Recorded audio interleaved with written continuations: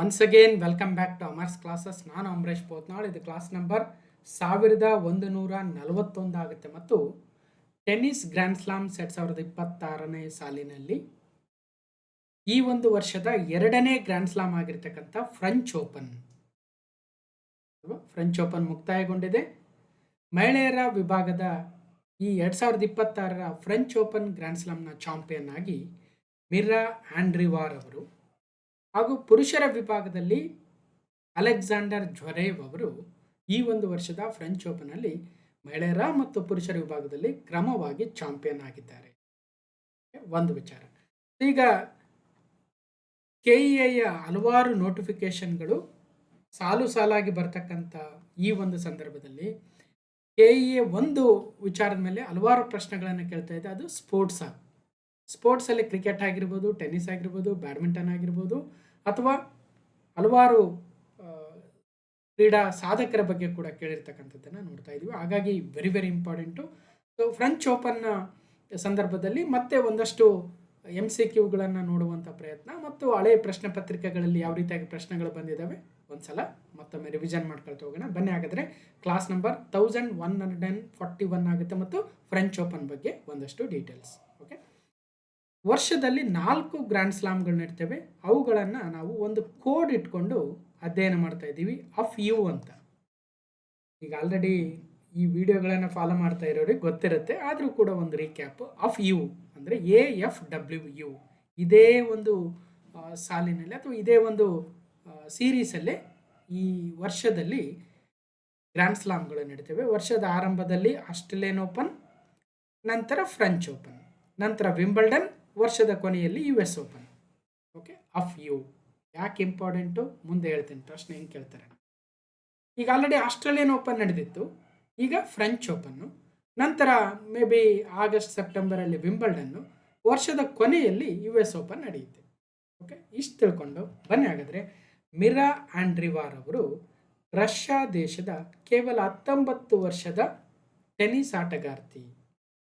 ಮೊಟ್ಟ ಮೊದಲ ಬಾರಿಗೆ ತಮ್ಮ ಒಂದು ಗ್ರ್ಯಾಂಡ್ ಸ್ಲಾಮ್ ಪ್ರಶಸ್ತಿಯನ್ನು ಪಡೆದಿದ್ದಾರೆ. ಆ ಮೂಲಕ ಒಂದು ದಾಖಲೆಯನ್ನು ಕೂಡ ಮಾಡಿದ್ದಾರೆ. ಏನು ದಾಖಲೆ ಅಂತ ಮುಂದೆ ನೋಡೋಣ.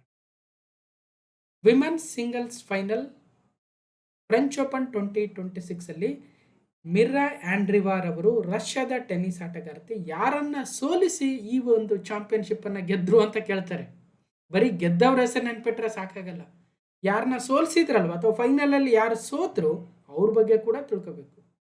ಹಾಗಾದರೆ ಮಿರಾ ಆಂಡ್ರಿವಾರ್ ರಷ್ಯನ್ ಟೆನ್ನಿಸ್ ಪ್ಲೇಯರ್ ಫೈನಲಲ್ಲಿ 6-3, 6-2 ಸೆಟ್ಗಳೊಂದಿಗೆ ಪೋಲ್ಯಾಂಡ್ ದೇಶದ ಮಜಾ ಕಲಿನ್ಸ್ಕಾ ಅವರನ್ನು, ಕೆಲವೊಬ್ಬರು ಚ್ವಲಿನ್ಸ್ಕಾ ಅಂತಾರೆ, ಸೊ ಮಾಜಾ ಚ್ವಲಿನ್ಸ್ಕಾ ಅಥವಾ ಮಾಜಾ ಕಲಿನ್ಸ್ಕಾ ಅವರನ್ನು ಸೋಲಿಸಿದರು. ಯಾರು ಅವರು? ಪೋಲ್ಯಾಂಡ್ ದೇಶದವರು ಒಂದು ಕಡೆ. ಅದೇ ರೀತಿಯಾಗಿ ಜರ್ಮನಿ ದೇಶದ ಅಲೆಕ್ಸಾಂಡರ್ ಜ್ವರೇವ್ ಅವರು 29 ವರ್ಷದ ಆಟಗಾರ, 4ನೇ ಬಾರಿಗೆ ಈ ಒಂದು ಫೈನಲ್ಗಳಿಗೆ ಹೋಗಿದ್ರು. ಗ್ರ್ಯಾಂಡ್ ಸ್ಲಾಮಲ್ಲಿ 3 ಬಾರಿ ಸೋತಿದ್ರು, ಬಟ್ ಈ ಬಾರಿ ಗೆದ್ದರು. 6-4, 6-3, 6-4 ಅಲ್ಲ, ಇಲ್ಲಿ ಆ್ಯಕ್ಚುಲಿ 5 ಸೆಟ್ ನಡೀತು, ಮುಂದೆ ಹೇಳ್ತೀನಿ ಎಷ್ಟು ಸೆಟ್ ಅಂತ. ಅಲೆಕ್ಸಾಂಡರ್ ಜ್ವರೇವ್ ಅವರು ಜರ್ಮನಿ ದೇಶದವರು. ಇದು ಸ್ವಲ್ಪ ರಾಂಗ್ ಇದ್ದಂಗಿದೆ, ಒಂದು ನಿಮಿಷ. ಇದು ಏನು AI ಜನರೇಟೆಡ್ ಇಮೇಜ್ ರಾಂಗ್ ಇದೆ, ಮುಂದೆ ಹೇಳ್ತೀನಿ. ಓಕೆ, ಇದೇ ರೀತಿಯಾಗಿ ವರ್ಷದ ಆರಂಭದಲ್ಲಿ ನಡೆಯುವ Australian open class number 1049 discussion ಮಾಡಿದ್ವಿ. ವರ್ಷದ ಎರಡನೇ ಗ್ರ್ಯಾಂಡ್ ಸ್ಲಾಮ್ ಆಗಿರ್ತಕ್ಕಂಥ ಫ್ರೆಂಚ್ ಓಪನ್ನ ಈಗ ಕ್ಲಾಸ್ ನಂಬರ್ 1141 ಮಾತಾಡ್ತಾ ಇದ್ದೀವಿ. ಸೊ ಯಾರು 1049 ನೋಡಿಲ್ಲ ಹೋಗಿ ನೋಡಿ. ಫೈನ್. ಅದೇ ರೀತಿಯಾಗಿ 2025 ಅಲ್ಲ ಸರ್, ಈಗ 2026 ನಡೆದಿದೆಯಲ್ಲ, ಇವೆರಡರ ಮೇಲೇ ಪ್ರಶ್ನೆ ಕೇಳ್ತಾರಾ? 2025ಕ್ಕೆ ಹೋಗಲ್ಲ ಅಲ್ವಾ ಅಂತ ನಮ್ಮನ್ನು ನಾವು ಸಮಾಧಾನ ಮಾಡ್ಕೊಂಡ್ರೆ ಸಾಕಾಗಲ್ಲ. ಸಮಾಧಾನ ಮಾಡ್ಬೋದು, ಇಲ್ರಿ ಇವೆರಡು ಓದ್ಕೊಂಡ್ಬಿಡ್ರಿ ಸಾಕಂತ ನಾವು ಹೇಳ್ಬೋದು. ಆದರೆ ಪ್ರಶ್ನೆ ಇವೆರಡರ ಮೇಲೇ ಬರುತ್ತಂತ ಏನಿಲ್ಲ, 2025ರ ಗ್ರ್ಯಾಂಡ್ ಸ್ಲಾಮ್ಸ್ ಮೇಲೆ ಬರ್ಬೋದು. ಹಾಗಾಗಿ class number 726 tennis grand slams 2025 Australian open. Again class number 823 tennis grand slams 2025 French open. 856 Wimbledon, 908 US open. ಇದು 2025 ಎಲ್ಲ 4 ಗ್ರ್ಯಾಂಡ್ ಸ್ಲಾಮ್ಗಳ ಸ್ಪೆಷಲ್ ವಿಡಿಯೋಸ್ ಮಾಡಿದ್ವಿ. ಈ ವರ್ಷ ಈಗ ಆಲ್ರೆಡಿ 2 ಆಗಿದ್ದಾವೆ, ಹಾಗೇನು ಇನ್ನೆರಡು ಮಾಡ್ತೀವಿ ಮುಂದೆ. 2024ರಲ್ಲೂ ಕೂಡ 4 ಗ್ರ್ಯಾಂಡ್ ಸ್ಲಾಮ್ಗಳು, 23ರಲ್ಲಿ, 22ರಲ್ಲಿ, ಹೀಗೆ ಒಂದು ಏನು ದೊಡ್ಡ ಯಾತ್ರೆ ಇದ್ದಂತೆ. ಕ್ಲಾಸ್ಗಳನ್ನ ಮಾಡೋದು ಒಂದು ದೊಡ್ಡ ಯಾತ್ರೆ.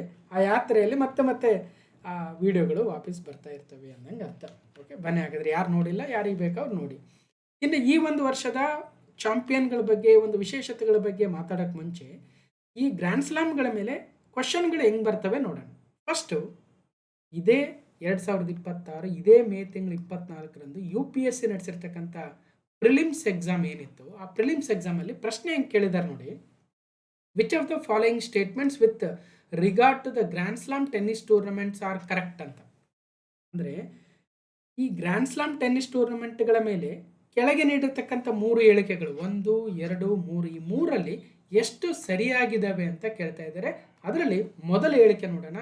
The tournaments have shared the governance structure establishing the partnership among the 4 grand slam tournaments. ಈಗ ನಾವು ಆಲ್ರೆಡಿ ನೋಡಿದ್ವಿ ಈ ಅಫ್ ಯು ಅಂತಕ್ಕಂಥ 4 ಗ್ರ್ಯಾಂಡ್ ಸ್ಲಾಮ್ಗಳೇನಿದ್ದಾವೆ, ಆ 4 ಕೂಡ ಬೇರೆ ಬೇರೆ ದೇಶದಲ್ಲಿ ನಡೀತವೆ, ಬೇರೆ ಬೇರೆ ವೆನ್ಯೂಗಳಲ್ಲಿ ನಡೀತವೆ. ಆದರೂ ಕೂಡ ಇವೆಲ್ಲವನ್ನು ಆರ್ಗನೈಸ್ ಮಾಡೋದಕ್ಕೆ ಒಂದು ಗವರ್ನೆನ್ಸ್ ಸ್ಟ್ರಕ್ಚರನ್ನು ಹೊಂದಿದಾವ ಅಂತ ಕೇಳ್ತಾ ಇದ್ದಾರೆ. ಆ 4ರಲ್ಲೂ ಕೂಡ ಒಂದು ಪಾರ್ಟ್ನರ್ಶಿಪ್ ಇದೆಯಾ ಅಂತ ಕೇಳ್ತಾ ಇದ್ದಾರೆ. ನೋಡೋಣ ಸರಿ ಉತ್ತರ ಯಾವುದಂತ. ಒಂದು. ಎರಡನೇ ಹೇಳಿಕೆ, they are open for entry to all the internationally ranked tennis players above the age 14. ಏನು ಹೇಳ್ತಾ ಇದೆ ಎರಡನೇ ಸ್ಟೇಟ್ಮೆಂಟು, 14 ವರ್ಷ ಮೇಲ್ಪಟ್ಟಿರ್ತಕ್ಕಂತಹ ಎಲ್ಲ ರ್ಯಾಂಕ್ ಹೋಲ್ಡರ್ಸು 1ರಿಂದ 10,000 15,000 ಎಷ್ಟು ರ್ಯಾಂಕ್ ಇದೆಯೋ ಗೊತ್ತಿಲ್ಲ, ಅಷ್ಟು ರ್ಯಾಂಕ್ ಹೋಲ್ಡರ್ಸ್ ಎಲ್ಲರೂ ಬಂದು ಆ ಒಂದು ಕಾಂಪಿಟೇಷನಲ್ಲಿ ಭಾಗವಹಿಸ್ಬೋದಾ ಅಂದರೆ ಇಲ್ಲ. ಮುಂದೆ ನೋಡೋಣ. There is a limitation on the number of wild cards a player may receive to compete in a grand slam tournament. ನೋಡಿ, ಈಗ ಏನು ಫ್ರೆಂಚ್ ಓಪನ್ ನಡೆದಿತ್ತು, ಇದರಲ್ಲಿ ವೈಲ್ಡ್ ಕಾರ್ಡ್ ಎಂಟ್ರೀಸ್ ಅಂತ ಇರ್ತಾರೆ. ಸಾಮಾನ್ಯವಾಗಿ 1ರಿಂದ 500 ರ್ಯಾಂಕ್ ಒಳಗಿರ್ತಕ್ಕಂಥವ್ರು ಮಾತ್ರ ಈ ಒಂದು ಟೂರ್ನಮೆಂಟ್ ಆಡ್ತಾರೆ. ಅದಲ್ಲದೆ ಕೆಲವೊಂದು ರ್ಯಾಂಕ್ ಇಲ್ಲದೆ ಇರ್ತಕ್ಕಂಥವ್ರು 1 to 500 ರ್ಯಾಂಕ್ ಇಲ್ಲದೆ ಇರ್ತಕ್ಕಂಥವ್ರು ಕೂಡ ಆಡ್ತಾರೆ. ಅವ್ರನ್ನ ನಾವು ವೈಲ್ಡ್ ಕಾರ್ಡ್ ಎಂಟ್ರಿ ಅಂತ ಕರಿತೀವಿ. ಆದರೆ ಇಲ್ಲಿ ಕೇಳ್ತಾ ಇರ್ತಕ್ಕಂಥದ್ದು ಗ್ರ್ಯಾಂಡ್ ಸ್ಲಾಮ್ಗಳ tournament, Australian open, French open, Wimbledon, US open, ಈ 4 ಗ್ರ್ಯಾಂಡ್ ಸ್ಲಾಮ್ಗಳ ಟೂರ್ನಮೆಂಟ್ ಏನಿರುತ್ತೆ ಅಲ್ಲಿ there is a limitation on the number of wild cards a player may receive to compete in a grand slam tournament.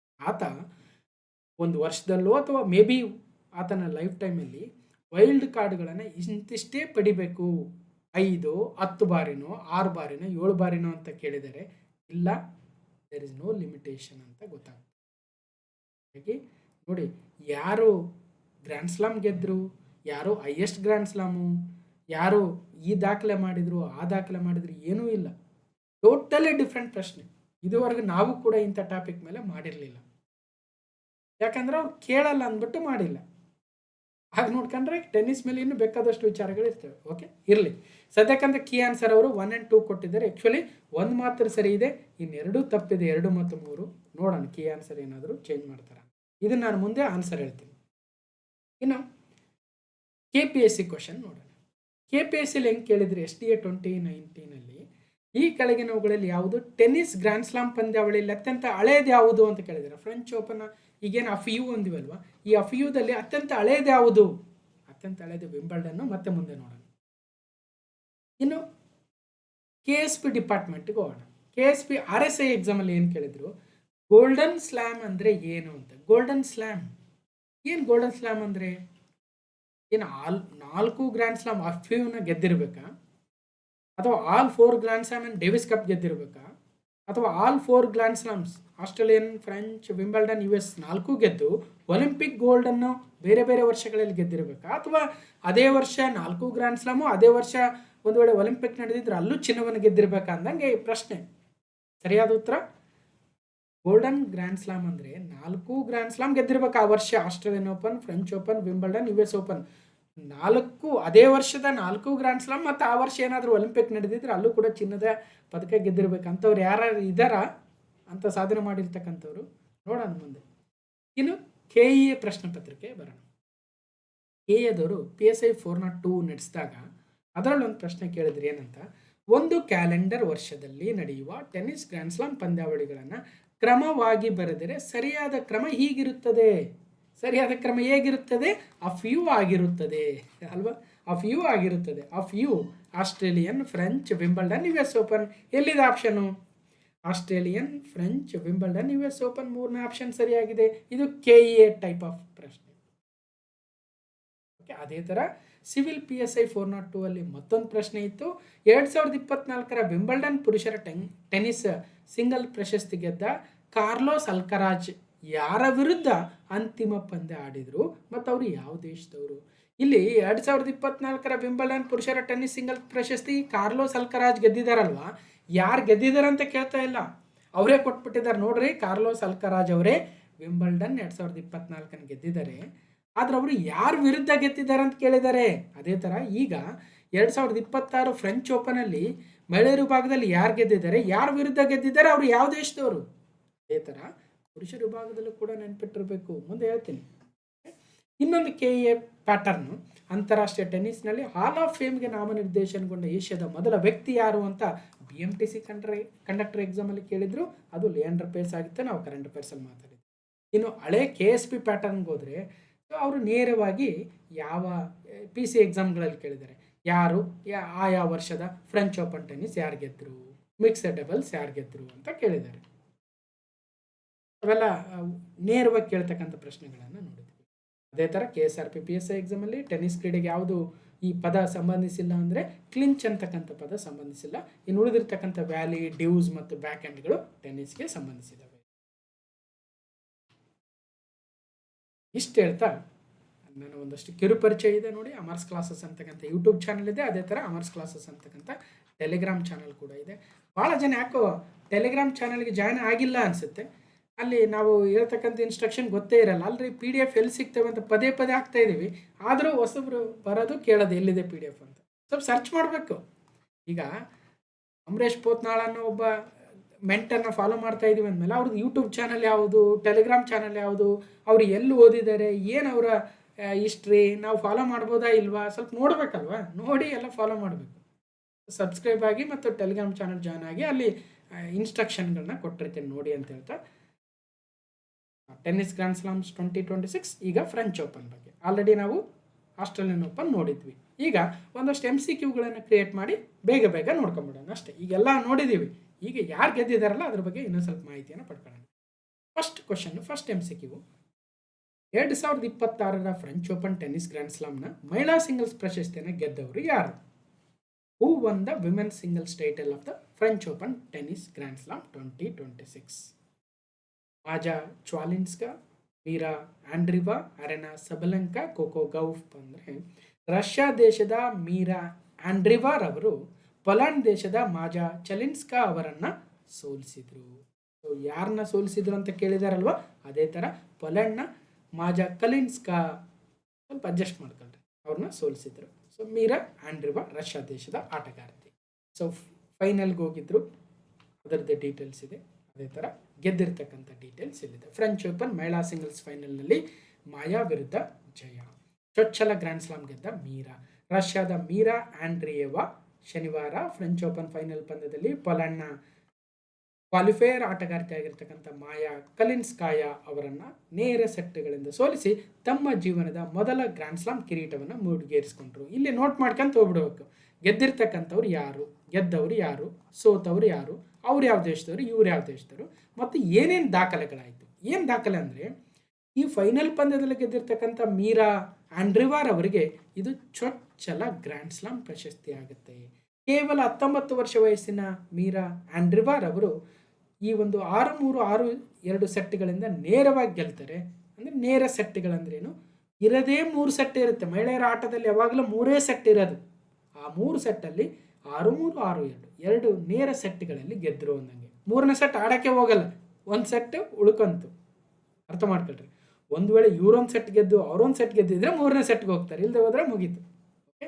ಆಮೇಲೆ ಏನು ದಾಖಲೆ ಅಂದರೆ, ಮೊನಿಕಾ ಸೆಲೆಸ್ ಅವರ ನಂತರ ಈ ಒಂದು ರೊಲೆಂಡೋ ಗ್ಯಾರೆಸ್ ಅಥವಾ ಪ್ಯಾರಿಸ್ನ ಫ್ರೆಂಚ್ ಓಪನ್ನಲ್ಲಿ ಪ್ರಶಸ್ತಿ ಗೆದ್ದ ಅತಿ ಕಿರಿಯ ಆಟಗಾರ್ತಿ ಮೊನಿಕಾ ಸೆಲೆಸ್ ಅವರು 18 ವರ್ಷದಲ್ಲೇ ಗೆದ್ದಿದ್ರಂತೆ. ಇವರು 19 ವರ್ಷದಲ್ಲಿ ಗೆಲ್ತಾ ಇದ್ದಾರೆ. ಇವೆರಡು ದಾಖಲೆ ಮಾತ್ರ ನೆನ್ಪಿಟ್ಬಿಟ್ಟು ಅಷ್ಟೇ. ಆಂಡ್ರಿವಾ ವಿನ್ ಆಗಿದ್ದಾರೆ 19 year old. ಮೊನಿಕಾ ಸೆಲೆಸ್ ಅವರ ದಾಖಲೆ 18 ಇಯರ್ಸ್, ಇವರು 19 ಇಯರ್ಸ್. ಮತ್ತು ಇವರಿಗೆ ಫಸ್ಟ್ ಗ್ರ್ಯಾಂಡ್ ಸ್ಲಾಮ್. ಇಷ್ಟು ಮಾತ್ರ ನೆನಪು.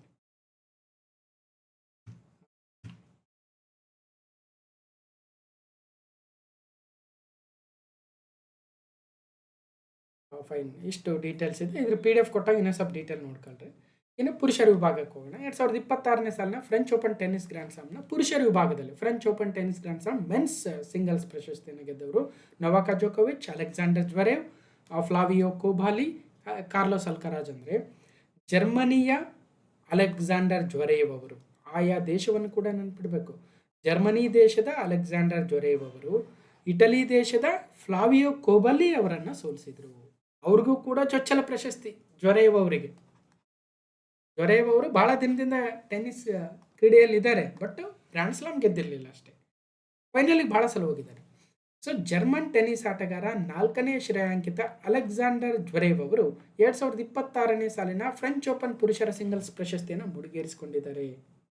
ಫೈನಲ್ನಲ್ಲಿ ನಡೆದ ರೋಚಕ ಹಣಾಹಣಿಯಲ್ಲಿ ಇಟಲಿಯ ಫ್ಲಾವಿಯೋ ಕೋಬಲಿ ಅವರನ್ನು 6-1, 4-6, 6-4, 6-5, 6-1 ಹೀಗೆ 5 ಸೆಟ್ಗಳಲ್ಲಿ 3 ಸೆಟ್ಗಳನ್ನು ಗೆಲ್ಲುವ ಮೂಲಕ ಫೈನಲ್ನಲ್ಲಿ ಟ್ರೋಫಿಗೆ ಮುತ್ತಿಕ್ಕಿದ್ರು.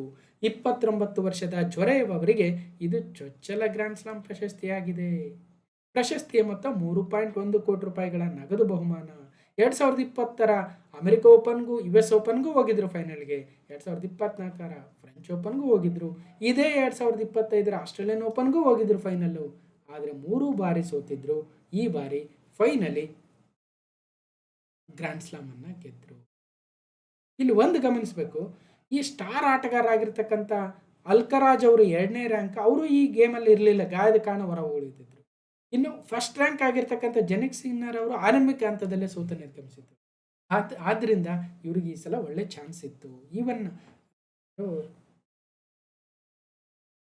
ಸರ್ಬಿಯಾದ ನೊವಾಕ್ ಜೋಕೋವಿಚ್ ಅವರು ಈ ಬಾರಿ 3-4ನೇ ಸೆಟ್ಟಲ್ಲಿ ಏನು ಸೋತೋದ್ರು, 4ನೇ ಮ್ಯಾಚಲ್ಲಿ. ಜ್ವೆರೇವ್ಗೆ ಚೊಚ್ಚಲ ಗ್ರ್ಯಾಂಡ್ ಸ್ಲಾಮ್, ಫ್ಲಾವಿಯೋ ಕೋಬಲಿಗೆ ನಿರಾಸೆ. ಹಾಗಾದರೆ ಇಲ್ಲೇನು ತಿಳ್ಕೋಬೇಕು?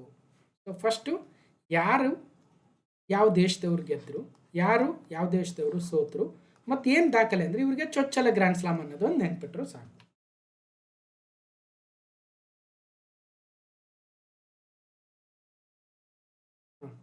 ಇನ್ನು ಒಂದೊಂದ್ಸಲ ಏನು ಮಾಡ್ತಾರೆ, ಡಬಲ್ಸ್ ಪ್ರಶಸ್ತಿಗಳ ಬಗ್ಗೆ ಕೇಳ್ತಾರೆ.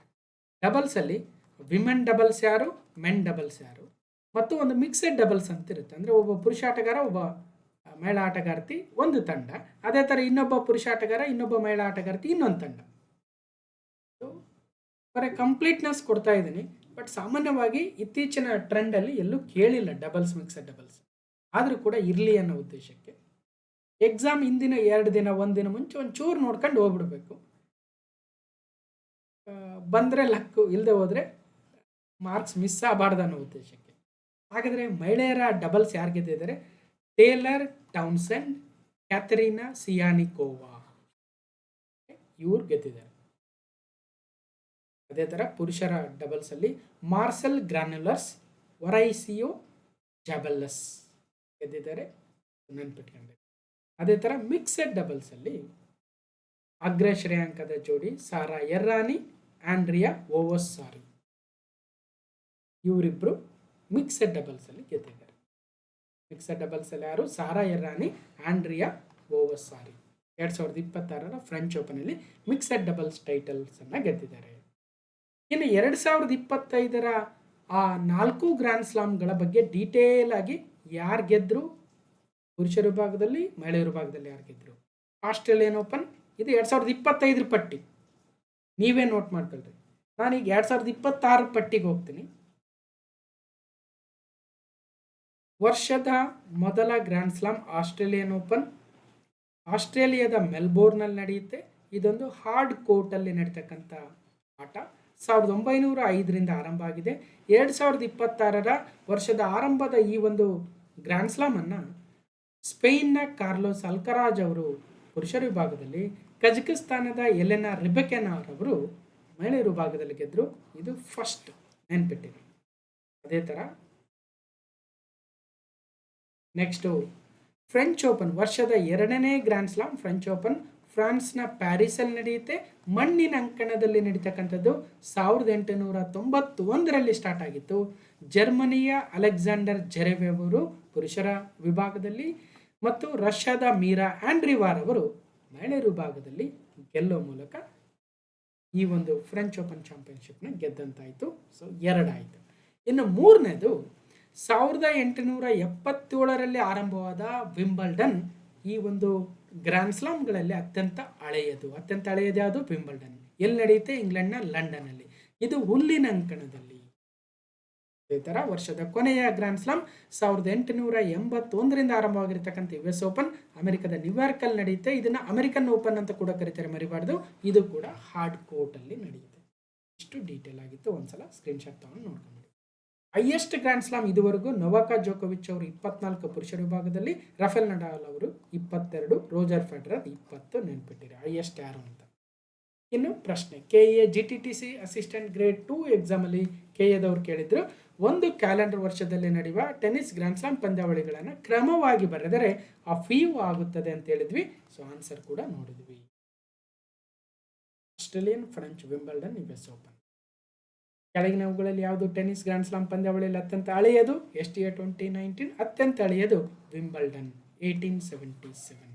2ನೇ ಸ್ಥಾನ US ಓಪನ್ 1881. 3 French open 1891. ಅತ್ಯಂತ ಹೊಸದು ಅಂದರೆ ಇತ್ತೀಚಿನದು ಅಂದರೆ ಆಸ್ಟ್ರೇಲಿಯನ್ ಓಪನ್ 1905. ಪುರುಷರ ವಿಭಾಗದಲ್ಲಿ ಅತಿ ಹೆಚ್ಚು ಗ್ರ್ಯಾಂಡ್ ಸ್ಲಾಮ್ ಗೆದ್ದಿರ್ತಕ್ಕಂಥ ಆಟಗಾರ ಈಗ ತಾನೇ ನೋಡ್ತಾ ಇದ್ವಿ, ನೊವಾಕ್ ಜೋಕೋವಿಚ್. ಒಟ್ಟು 24 ಗ್ರ್ಯಾಂಡ್ ಸ್ಲಾಮ್ಗಳು. ಈ ಬಾರಿ ಗೆಲ್ಲಕ್ಕಾಗಲಿಲ್ಲ. 4ನೇ ಸುತ್ತಿನಲ್ಲೋ 3ನೇ ಸುತ್ತಿನಲ್ಲೋ ಹೊರಗೆ ಹೋದ್ರು.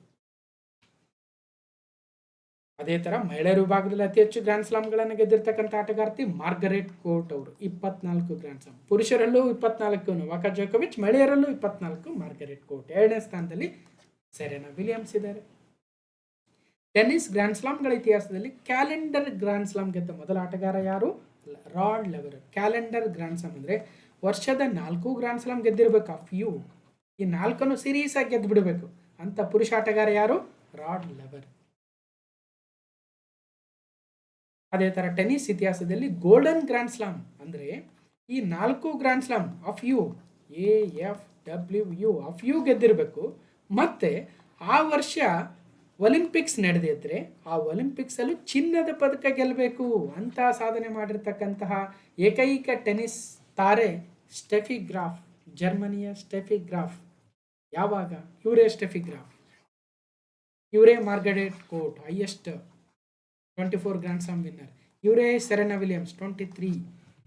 ಸೊ 1988ರಲ್ಲಿ ಸ್ಟೆಫಿ ಗ್ರಾಫ್ ಅವರು ಜರ್ಮನಿ ದೇಶದ ಟೆನ್ನಿಸ್ ಲೆಜೆಂಡ್. ಇವರು ಆ ವರ್ಷದ ಆಸ್ಟ್ರೇಲಿಯನ್ ಓಪನ್ನು, ಆ ವರ್ಷದ ಫ್ರೆಂಚ್ ಓಪನ್ನು, ಆ ವರ್ಷದ ವಿಂಬಲ್ಡನ್ನು, ಆ ವರ್ಷದ US ಓಪನ್ನು, ಆ ವರ್ಷದ ಒಲಿಂಪಿಕ್ ಮೆಡಲ್ ಚಿನ್ನವನ್ನು ಕೂಡ ಗೆದ್ದಿದ್ರು. ಆ ವರ್ಷ ಸೌತ್ ಕೊರಿಯಾದ ಸಿಯೋಲಲ್ಲಿ ಒಲಿಂಪಿಕ್ಸ್ ನಡೆದಿತ್ತು. ಅರ್ಥ ಆಯ್ತು ಅನ್ಕೊಳ್ತೇನೆ. ಇದನ್ನು ಗೋಲ್ಡನ್ ಗ್ರ್ಯಾಂಡ್ ಸ್ಲಾಮ್ ಅಂತಾರೆ, ಗೋಲ್ಡನ್ ಗ್ರ್ಯಾಂಡ್ ಸ್ಲಾಮ್. ಅದೇ ಥರ ಕ್ಯಾಲೆಂಡರ್ ಗ್ರ್ಯಾಂಡ್ ಸ್ಲಾಮ್ ಅಂದರೆ ಕ್ಯಾಲೆಂಡರ್ ಏನಂದರೆ, ಕ್ಯಾಲೆಂಡರ್ ಅಂದರೆ ಏನು? ಒಂದು ವರ್ಷ. ಆ ವರ್ಷದಲ್ಲಿ ಎಷ್ಟು ಇಡ್ತೇವೆ? 4. ಆ 4 ಗೆದ್ದರೆ ಕ್ಯಾಲೆಂಡರ್ ಗ್ರ್ಯಾಂಡ್ ಸ್ಲಾಮ್. ಇನ್ನೊಂದು ಕೆರಿಯರ್ ಗ್ರ್ಯಾಂಡ್ ಸ್ಲಾಮ್ ಅಂತಾರೆ. ಕೆರಿಯರ್ ಗ್ರ್ಯಾಂಡ್ ಸ್ಲಾಮ್ ಅಂದರೆ ಅರ್ಥ ಏನು ಗೊತ್ತಾ? ಅವರ ಕೆರಿಯರಲ್ಲಿ, ಅವರ ಜೀವನದಲ್ಲಿ 4 ಗ್ರ್ಯಾಂಡ್ ಸ್ಲಾಮ್ಗಳನ್ನು ಒಂದಲ್ಲ ಒಂದು ಬಾರಿ ಗೆದ್ದಿರಬೇಕು. ಎಷ್ಟೋ ಜನ ಫ್ರೆಂಚ್ ಓಪನ್ ಗೆದ್ದಿರಲ್ಲ, 3 ಗೆದ್ದಿರ್ತಾರೆ. ಒಂದು ಎಕ್ಸಾಂಪಲ್ ಹೇಳೋದಾದರೆ, ಪೀಟ್ ಸ್ಯಾಂಪ್ರಸ್ ಅಂತಕ್ಕಂಥ ಟೆನ್ನಿಸ್ ಲೆಜೆಂಡ್ ಇದ್ರು. ಪೀಟ್ ಸ್ಯಾಂಪ್ರಸ್ ಇಲ್ಲಿದೆ ನೋಡಿ, ಪೀಟ್ ಸ್ಯಾಂಪ್ರಸ್. ಇವರು ಒಟ್ಟು 14 ಗ್ರ್ಯಾಂಡ್ ಸ್ಲಾಮ್ ಗೆದ್ದಿದ್ದಾರೆ. ಆದರೆ ಪ್ರಾಬ್ಲಮ್ ಏನಂದರೆ, ಆಸ್ಟ್ರೇಲಿಯನ್ ಓಪನ್ 2 ಬಾರಿ, ವಿಂಬಲ್ಡನ್ 7 ಬಾರಿ, US ಓಪನ್ 5 ಬಾರಿ, ಆದರೆ ಫ್ರೆಂಚ್ ಓಪನ್ 1 ಗೆದ್ದಿಲ್ಲ ಅವರು. ಹಾಗಾಗಿ ಅವರು ಕೆರಿಯರ್ ಗ್ರ್ಯಾಂಡ್ ಸ್ಲಾಮ್ ಗೆದ್ದೇ ಇಲ್ಲ. ಇನ್ನು ಉಳಿದವ್ರು ನೋಡಿ, ಎಲ್ಲವೂ ಒಂದಲ್ಲ ಒಂದು ಬಾರಿ ಗೆದ್ದಿದ್ದಾರೆ. ಹಾಗಾಗಿ ಕ್ಯಾಲೆಂಡರ್ ಗ್ರ್ಯಾಂಡ್ ಸ್ಲಾಮ್ ಬೇರೆ, ಕೆರಿಯರ್ ಗ್ರ್ಯಾಂಡ್ ಸ್ಲಾಮ್ ಬೇರೆ. ಇನ್ನೊಂದ್ಸಲ ಹೇಳಂದ್ರೆ, ಕ್ಯಾಲೆಂಡರ್ ಗ್ರ್ಯಾಂಡ್ ಸ್ಲಾಮ್ ಅಂದರೆ ವರ್ಷದ 4 ಗೆಲ್ಲಬೇಕು. ಕೆರಿಯರ್ ಗ್ರ್ಯಾಂಡ್ ಸ್ಲಾಮ್ ಅಂದರೆ ಲೈಫಲ್ಲಿ ಒಂದಲ್ಲ ಒಂದು ಬಾರಿ ಅವನ್ನ ಗೆದ್ದಿರಬೇಕು ಗ್ರ್ಯಾಂಡ್ ಸ್ಲಾಮ್ಗಳನ್ನು. ಇಷ್ಟೇ. ಓಕೆ, 2023 RSI ಪೇಪರಲ್ಲಿ ಗೋಲ್ಡನ್ ಸ್ಲಾಮ್ ಅಂದರೆ ಏನು ಅಂದರೆ ಆಲ್ 4 ಗ್ರ್ಯಾಂಡ್ ಸ್ಲಾಮ್ಸ್ ಮತ್ತು Olympic gold in that same ಇಯರಲ್ಲಿ. ಇನ್ನು UPSC CSCಯಲ್ಲಿ ಏನು ಕೇಳಿದ್ರೆ ಅಂತ ಹೇಳಿದ್ವಲ್ವಾ? ಸೊ ಅದರಲ್ಲಿ ಸರಿಯಾದ ಉತ್ತರ 1. ಅಲ್ಲೊಂದು ಆರ್ಗನೈಸಿಂಗ್ ಕಮಿಟಿ ಇರುತ್ತಂತೆ, ಗ್ರ್ಯಾಂಡ್ ಸ್ಲಾಮ್ ಬೋರ್ಡ್ ಅಂತ ಕರೀತಾರೆ. ಎಲ್ಲ ಗ್ರ್ಯಾಂಡ್ ಸ್ಲಾಮ್ಗಳ ಮುಖ್ಯಸ್ಥರು ಮತ್ತು ITF ಅಂತ ಇದೆ, ಇಂಟರ್ನ್ಯಾಷನಲ್ ಟೆನ್ನಿಸ್ ಫೆಡರೇಷನ್, ಅದರ ಪ್ರೆಸಿಡೆಂಟ್ ಅವರೆಲ್ಲರೂ ಸೇರಿ ಒಂದು ಬಾಡಿ ಇರ್ತದೆ, ಗ್ರ್ಯಾಂಡ್ ಸ್ಲಾಮ್ ಬಾಡಿ.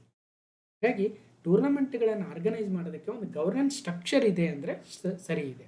ಇನ್ನು ಎರಡನೇದು, 14 ವರ್ಷ ಆಗಿದೆ ಅನ್ನೋ ಮಾತ್ರಕ್ಕೆ ಎಲ್ಲ ರ್ಯಾಂಕ್ ಅವರು ಬಂದು ಗ್ರ್ಯಾಂಡ್ ಸ್ಲಾಮ್ ಮಾಡೋಕ್ಕೆ ಅವಕಾಶ ಇಲ್ಲ. ಒಂದಷ್ಟು ರೂಲ್ಸ್ ಇದೆ ಅಂತೆ, 1 to 14. ಹಾಗಾಗಿ they are open for entry to all internationally rank tennis players above age of 14 ಅಂದರೆ ಸರಿ ಇದೆ. ಬಟ್ ಅದೇನೋ ಒಂದು ಕ್ಯಾಪ್ ಇದೆ ಅಂತ ಹೇಳ್ತಾರೆ. ಇಂತಿಷ್ಟೇ ರ್ಯಾಂಕ್ ಅವರು ಟಾಪ್ 500 ಓನ್ಲಿ ಬಂದು ಆಡ್ಬೋದು ಅಂತ ಹೇಳ್ತಾ ಇದ್ದಾರೆ. ಇರಲಿ, ನಾನು ಅದನ್ನು ಸಾಲ್ವ್ ಮಾಡಿದಾಗ ಹೇಳ್ತೀನಿ. ಒಟ್ಟಿನಲ್ಲಿ ಪ್ರಶ್ನೆ ಹಿಂಗೆ ಬರುತ್ತಂತ. ಇನ್ನು ವೈಲ್ಡ್ ಕಾರ್ಡ್ ಎಂಟ್ರಿಗೆ ಏನಂದರೆ ನೋ ಲಿಮಿಟ್ಸ್ ಇದೆ ಅಂತ. ವೈಲ್ಡ್ ಕಾರ್ಡ್ ಅಂದರೆ ಏನು ಅಂತ ಕೇಳಿಬಿಡ್ಬೋದು. ಈಗ ಕೆಲವೊಂದು ಸಲ ಏನಾಗುತ್ತೆ, ಆ ಆರ್ಗನೈಸ್ ಮಾಡ್ತಕ್ಕಂಥ ಪಂದ್ಯಾವಳಿ ಆಯೋಜಕರು, ಈಗ ಫ್ರೆಂಚ್ ಓಪನ್ಲೇ ಅನ್ಕೊಳ್ಳೋಣ, ಅವ್ರು ಏನು ಮಾಡ್ತಾರೆ, ಕೆಲವೊಂದು ಸ್ಥಳೀಯ ಪ್ರತಿಭೆಗಳಿಗೆ ಅವಕಾಶ ಮಾಡಿಕೊಡೋದಕ್ಕೆ ಅವ್ರು 1 to 500 ರ್ಯಾಂಕಲ್ಲಿ ಇಲ್ಲದೇ ಇರ್ಬೋದು. ಏನು ಮಾಡೋದು, ಆದರೆ ಒಳ್ಳೆ ಪ್ರತಿಭೆ ಇರ್ತಾನೆ, ಆತನನ್ನು ವೈಲ್ಡ್ ಕಾರ್ಡಲ್ಲಿ ಅಂದರೆ ರ್ಯಾಂಕ್ ಒಳಗಡೆ ಇಲ್ಲದೆ ಹೋದರೂ ಕೂಡ ಅವ್ರನ್ನ ಎಂಟ್ರಿ ಕೊಡ್ತಕ್ಕಂಥದ್ದು, ಅದನ್ನು ವೈಲ್ಡ್ ಕಾರ್ಡ್ ಎಂಟ್ರಿ ಅಂತ ಕರಿತೀವಿ. ಅದೇ ಥರ ಕೆಲವೊಂದು ಸಲ ಏನಾಗುತ್ತೆ, ದೊಡ್ಡ ದೊಡ್ಡ ಆಟಗಾರರು ಅವರು ಒಂದು 6 ತಿಂಗಳು 1 ವರ್ಷ ಕ್ರೀಡೆಯಿಂದ ಹೊರಗಿರ್ತಾರೆ, ಟೆನ್ನಿಸ್ ಕೋರ್ಟಿಂದ, ಏನೋ ಗಾಯದ ಕಾರಣನೋ ಇನ್ನೇನೋ ಕಾರಣದಿಂದ ಅವ್ರು ವಾಪಸ್ ಬರ್ತಾರೆ. ಅವ್ರು 1 to 500 ರ್ಯಾಂಕಲ್ಲಿ ಇಲ್ಲದೆ ಇರ್ಬೋದು. ಏನು ಮಾಡೋದು, ಅಂಥವ್ರಿಗೆ ವೈಲ್ಡ್ ಕಾರ್ಡ್ ಮೂಲಕ ಅವಕಾಶವನ್ನು ಕೊಡ್ತಾರೆ. ಈ ರೀತಿಯಾಗಿರ್ತಕ್ಕಂಥ ವೈಲ್ಡ್ ಕಾರ್ಡ್ ಎಂಟ್ರಿ ಅನ್ನಂಗೆ. ಇನ್ನು 2-3 ಅಂಶ ತಿಳ್ಕೊಂಬಿಡೋಣ.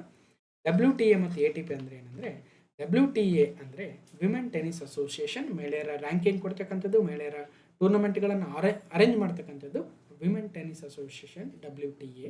ಅದೇ ಥರ ಪುರುಷರ ಟೂರ್ನಮೆಂಟ್ ಮ್ಯಾನೇಜ್ ಮಾಡೋದು association of tennis professionals ATP. ಇಷ್ಟು ತಿಳ್ಕೊಳ್ಳೋಣ. ಈಗ ಸದ್ಯ ಮತ್ತೆ ಪುರುಷರ ಮಹಿಳೆಯರ ವಿಭಾಗದಲ್ಲಿ ರ್ಯಾಂಕಿಂಗ್ ಪಟ್ಟಿಯಲ್ಲಿ ಯಾರು ಟಾಪ್ ಇದ್ದಾರೆ, ಪುರುಷರ ವಿಭಾಗದಲ್ಲಿ ಜೆನ್ನಿಕ್ ಸಿನ್ನರ್ ಅವರು ಕಂಟಿನ್ಯೂ ಆಗ್ತಾ ಇದ್ದಾರೆ, ಇಟಲಿ ದೇಶದವರು. 2ನೇ ಸ್ಥಾನದಲ್ಲಿ ಕಾರ್ಲೋಸ್ ಅಲ್ಕರಾಜ್ ಇದ್ದಾರೆ, ಸ್ಪೇನ್ ದೇಶದವರು. ಈಗ ಈ ಒಂದು ಫ್ರೆಂಚ್ ಓಪನ್ ಗೆದ್ದಿರ್ತಕ್ಕಂಥ ಜರ್ಮನಿಯ ಜ್ವರೇವ್ ಅವರು, ಅಲೆಕ್ಸಾಂಡರ್ ಜ್ವರೇವ್ 3ನೇ ಸ್ಥಾನಕ್ಕೆ ಏರಿದ್ದಾರೆ. ಅದೇ ಥರ ಮಹಿಳೆಯರ ವಿಭಾಗದಲ್ಲಿ ಅರೆನಾ ಸಬಲೆಂಕಾ, ಎಲೆನಾ ರೆಬೆಕೇನಾ, ಈಗ ಸ್ವೇಟೆಕ್ ಇದ್ದಾರೆ. ಈ ಒಂದು ಫ್ರೆಂಚ್ ಓಪನ್ ಗೆದ್ದಿರ್ತಕ್ಕಂಥ ಮಿರಾ ಆಂಡ್ರಿವಾರ್ ಅವರು 6ನೇ ಸ್ಥಾನಕ್ಕೆ ಏರಿದ್ದಾರೆ. ಇಷ್ಟು ಡೀಟೇಲ್ ಆಗಿತ್ತು. ಸೊ ಒಟ್ಟಾರೆಯಾಗಿ ಇದು ಕ್ಲಾಸ್ ನಂಬರ್ 1141 ಆಗಿತ್ತು ಮತ್ತು ಈ ಫ್ರೆಂಚ್ ಓಪನ್ನ ಟೆನ್ನಿಸ್ ಗ್ರ್ಯಾಂಡ್ ಸ್ಲಾಮ್ನ ಮಾಹಿತಿ ಆಗಿದೆ. ಇಷ್ಟು ಈ ಒಂದು ಡೀಟೇಲ್ಸು. ಹೇಗನ್ನಿಸ್ತು ಅಂತ ಕಮೆಂಟ್ ಮೂಲಕ ತಿಳಿಸಿ. ಮತ್ತು ನಾನು ಹೇಳಿರ್ತಕ್ಕಂಥ ಬೇರೆ ಬೇರೆ ಗ್ರ್ಯಾಂಡ್ ಸ್ಲಾಮ್ಗಳ ವೀಡಿಯೋಗಳನ್ನು ನೋಡಿ ಮತ್ತಷ್ಟು ನೋಟ್ಸ್ ಮಾಡ್ಕೊಂಡು ರೆಡಿಯಾಗಿ ಅಂತ ಹೇಳ್ತಾ ಈ ವಿಡಿಯೋನ ಕಂಪ್ಲೀಟಾಗಿ ನೋಡಿರ್ತಕ್ಕಂಥ ಎಲ್ರಿಗೂ ಧನ್ಯವಾದಗಳು. ಮತ್ತು ಮುಂದಿನ ವಿಡಿಯೋದಲ್ಲಿ ಸಿಗ್ತೀನಿ ಅಂತ ಹೇಳ್ತಾ